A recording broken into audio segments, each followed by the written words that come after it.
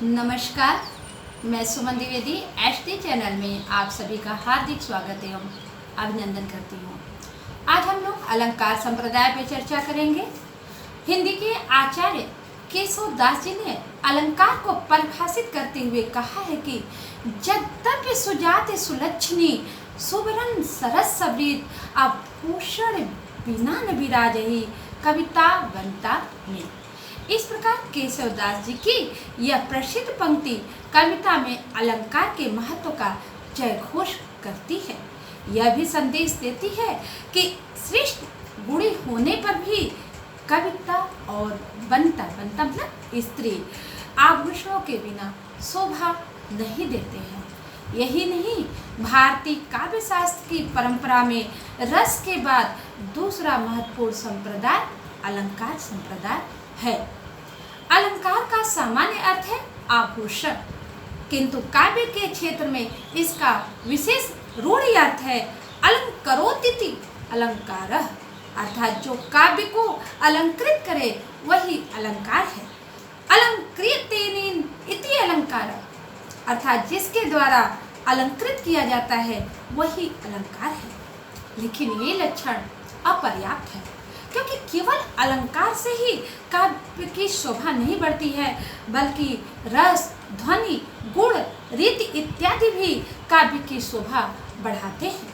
अलंकारों का सर्वप्रथम निरूपण किसने किया, इस संबंध में तो हम निश्चय पूर्वक नहीं कह सकते हैं, किंतु भरत के नाट्य शास्त्र में 4 प्रमुख अलंकारों का उल्लेख मिलता है, जिसमें उपमा, रूपक, यमक और दीपक प्रमुख है। किंतु अभी तक अलंकार का जन्म नहीं हुआ था। वैसे अलंकार सिद्धांत के प्रवर्तक भामा 6ठी शती ईस्वी को माना जाता है, जिनका प्रसिद्ध ग्रंथ काव्य अलंकार है। हालांकि जहाँ तक विवेचन की बात है तो उपमा आदि अलंकार ऋग्वेद में भी मिलते हैं। भामा ने अलंकार को काव्य का एक आभूषक तत्व मानते हुए कहा है कि न कांत नपि विभूषणम विभाति वनिता मुखम, अर्थात बिना अलंकारों के काव्य उसी प्रकार शोभित नहीं हो सकता जिस प्रकार किसी सुंदर स्त्री का मुख बिना आभूषणों के शोभा नहीं पाता।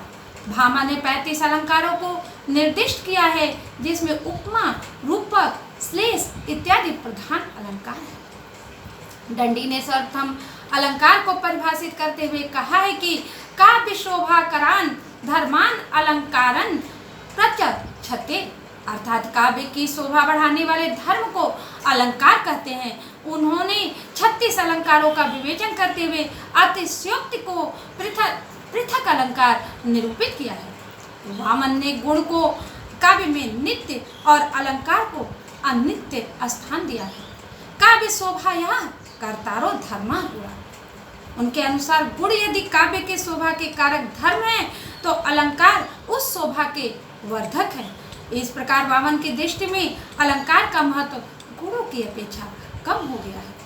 यही नहीं, मम्मट ने भी काव्य लक्षण में अनलंकृति पुनः क्वापी कहा है। उनके अनुसार गुण रस के नित्य धर्म है, अलंकार शब्दार्थ के अस्थिर धर्म। जबकि वहीं पर जयदेव कहते हैं कि अंगीकरोति यह काव्यम शब्दार्था वनलंकृति असो न मन्यते कस्मान नुषण मनलम कृति, अर्थात जो व्यक्ति बिना अलंकारों के काव्य का अस्तित्व स्वीकार करते हैं वे यह क्यों नहीं मानते कि अग्नि भी उष्णता से रहित हो सकती है। इस प्रकार हम देखते हैं कि संस्कृत के पुराने आचार्यों भामर, दंडी आदि ने काव्य में अलंकारों को विशेष महत्व दिया है।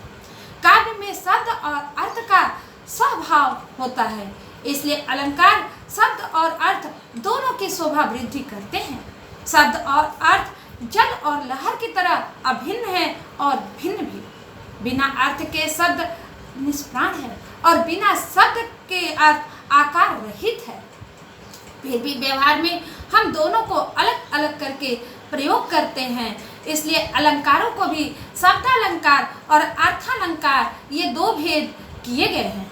जहाँ तक अलंकार का चमत्कार पूरी तरह से शब्द के प्रयोग पर यानी जहाँ अलंकार का चमत्कार पूरी तरह शब्द के प्रयोग पर निर्भर होता है वहाँ हम शब्दालंकार कहते हैं, और जहाँ अलंकार का चमत्कार अर्थ के प्रयोग पर निर्भर होता है वहाँ हम अर्थालंकार कहते हैं।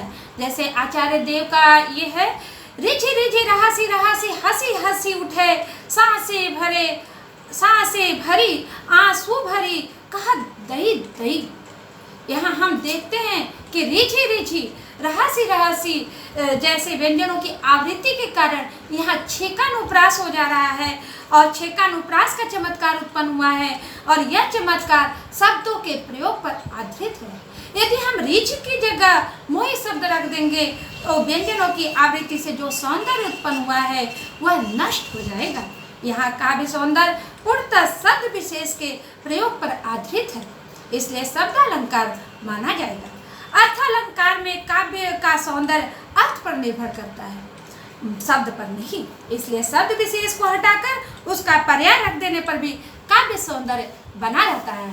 सुभाग सुधाधर तुल्य मुख मधुर से वैन, यहाँ मुख की उपमा चंद्रमा से दी गई है और चंद्रमा के लिए सुधाधर शब्द प्रयुक्त है। यदि हम सुधाधर के स्थान पर कलाधर का भी प्रयोग कर दे तो भी उपमा अलंकार का सौंदर्य बना रहेगा, इसलिए यहाँ अर्थालंकार है। उभय अलंकार वहाँ होता है जहाँ अलंकार का चमत्कार शब्द और अर्थ दोनों पर आधारित हो। काव्य में अर्थालंकारों की संख्या सबसे अधिक है, शब्द अलंकार थोड़े से हैं और उभय अलंकार तो मुख्यतः एक ही है, पुनरुक्त वदाभाष। अब अंत में हम लोग अलंकार और अलंकार के अंतर पर भी चर्चा कर लेते हैं। अलंकार जो विषय या काव्य को अलंकृत करता है उसे हम अलंकार कहते हैं। अलंकार्य जिसे अलंकृत किया जाता है वह अलंकार है। इस प्रकार अलंकार वर्ण विषय है। तो इसी के साथ हम अपनी वाणी को विराम देना चाहेंगे। अगर आप लोगों को यह वीडियो अच्छा लगा हो तो प्लीज़ अधिक से अधिक इसे लाइक करिए, शेयर करिए और सब्सक्राइब करना न भूलिए।